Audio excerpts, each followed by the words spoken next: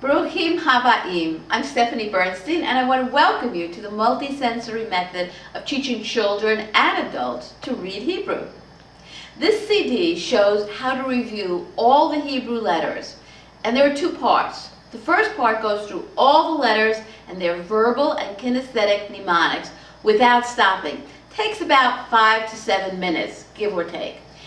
The CD video can also act as a model for you, since it shows exactly the way I use it in my own class. Part 2 contains separate video clips for each letter. So as you're becoming familiar with the mnemonics, you can use the clips to refresh your memory of a particular letter just before you go to teach it to the students. I'd also like to take a moment to share some techniques I found successful and that I hope will make your teaching easier.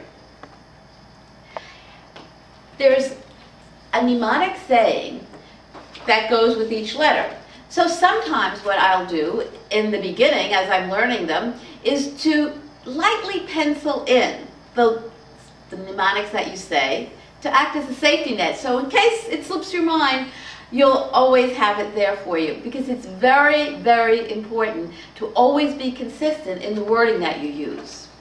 And depending on the size of the class, I use an album size that's loose leaf size, which you'll see me using on the video for teaching the whole class.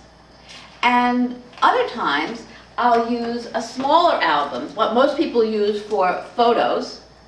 And actually, this will work for the whole class too. It depends on what you feel the most comfortable with. Now, every class begins with a review of all the previously taught letters. I don't want the children to forever forget. If I see that some of the students are not saying the letters, not doing the hand motions along with saying the letters, I stop. And I say, Od Pa'am, meaning do it again. And this way they know that everybody is expected to do it, and we'll repeat the mnemonic for the letter until everyone does it correctly. For the first 2 or 3 weeks, I model the mnemonics.